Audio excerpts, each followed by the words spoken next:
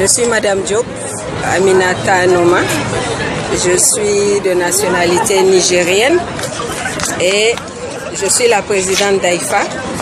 AIFA qui est Association internationale des femmes africaines, qui regroupe des femmes originaires de plusieurs pays africains. Nous avons beaucoup de nationalités, des Togolaises, nigériennes avec moi, Gabonaises, centrafricaines, sénégalaises bien sûr, à tout seigneur, tout honneur, donc d'un peu partout des pays africains.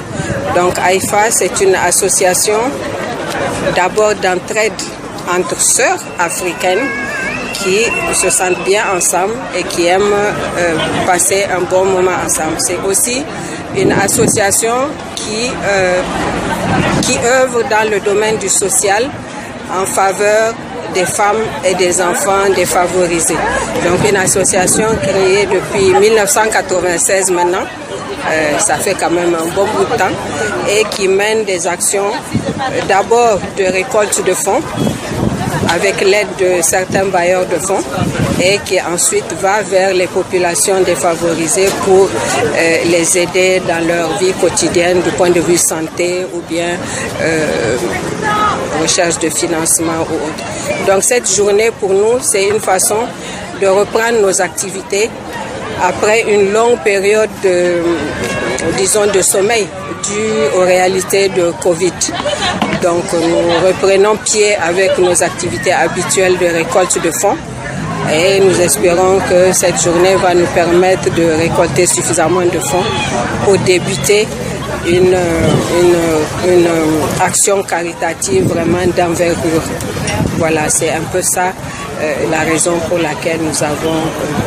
Et par rapport au déroulement de la journée, vous êtes satisfaite? Nous sommes satisfaites parce que les exposants sont venus en nombre. Vraiment, il y a eu énormément d'intérêt vis-à-vis de la formule. Nous avons fait vraiment le plein au niveau des exposants. Au niveau des participants aussi, ça commence à venir. On sait que les gens, le week-end, n'aiment pas trop se lever le matin tôt.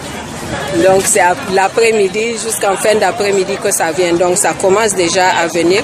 Nous avons déjà une belle assistance qui arrive et nous espérons que ça viendra de plus en plus jusqu'à la fin de la journée pour que les exposants qui ont pris le soin quand même de présenter de belles choses qu'ils ont fabriquées eux-mêmes, qu'ils puissent aussi trouver cette journée intéressante. Bon, la place du souvenir, d'abord c'est une belle place. C'est un beau cadre avec la mer en fond et c'est une place qui n'est pas cachée, qui est en vue, qui est très visible. Qu'en temps normal, même les gens aiment se retrouver ici le soir en fin de journée pour se promener, prendre un peu de l'air. Donc c'est une place que tout le monde connaît à Dakar. Quand vous dites place de souvenir, tout le monde connaît. Donc il vaut mieux choisir un lieu que tout le monde connaît et que tout le monde aime et qui a, comme vous avez dit, qui a une valeur symbolique quand même et pour garantir un peu le succès de cette journée-là. C'est difficile de tout citer d'un coup, mais quelques exemples, on peut vous donner quelques exemples. Nous avons eu à faire des dons dans plusieurs structures officielles. Nous avons travaillé avec l'hôpital Albert Royer, nous avons travaillé avec le centre Talibou Dabo qui s'occupe d'enfants handicapés, leur éducation et de côté santé. Nous avons travaillé avec l'Institut national de formation des jeunes aveugles de Thiès, à qui nous avons fourni des équipements. Nous avons travaillé avec la pouponnière de Mbour qui accueille des enfants, des orphelins. Nous avons travaillé avec l'orphelinat des sœurs à la Médina. Quoi encore? Vraiment, il y a une longue palette depuis 1996. Nous sommes allés une fois jusqu'à Kolda où nous avons fait des dons aux femmes victimes de fistules obstétricales.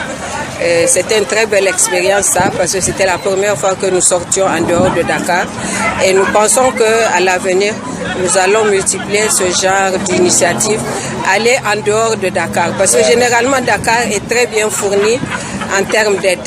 Mais à l'intérieur, il y a beaucoup à faire du point de vue social pour accompagner ces populations démunies qui se battent dans leur quotidien. Donc, dans l'avenir, certainement, nous allons beaucoup nous orienter vers ces populations-là. C'est-à-dire, vous comptez sortir de Dakar, oui. Mais est-ce que vous comptez élargir ça, puisqu'il y a plusieurs femmes venant de divers pays?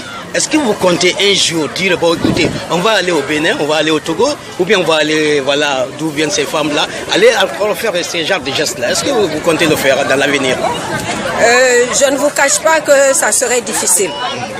Ça serait difficile parce que ça impliquerait une logistique plus lourde. Ça impliquerait déjà que nous élargissions nos activités de récolte de fonds pour avoir quelque chose de plus consistant. Parce que aller ailleurs, ça implique des déplacements, ça implique des dépenses supplémentaires. Et généralement, nous, on préfère mettre l'argent directement que ça serve aux populations démunies. C'est pas exclu.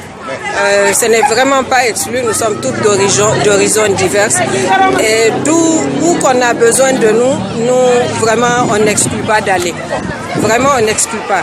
Surtout qu'aujourd'hui, nous pensons élargir nos activités avec des partenariats avec les grandes boîtes. Ça nous donnera plus de moyens et pourquoi pas aller vers les autres pays.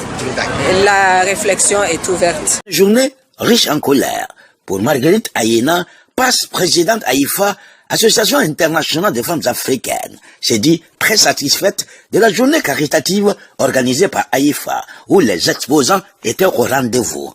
Les espaces bien occupés avec beaucoup de visiteurs, tous ceux qui les accompagnent chaque année ont répondu à l'appel de AIFA, parce qu'ils savent partout besoin y est, AIFA est présente. Pour Marguerite Ayena, présidente AIFA, la journée d'aujourd'hui leur permettra de récolter des fonds pour prendre en charge tous les besoins sollicités. Marguerite Ayena, avec des sponsors NCA et le groupe Kiren, et sans oublier tous les exposants qui ont pris part à ce rendez-vous du savoir-faire. Marguerite Ayena nous fait le point. Je suis Marguerite Ayena, vice-présidente de l'Association internationale des femmes africaines, AIFA.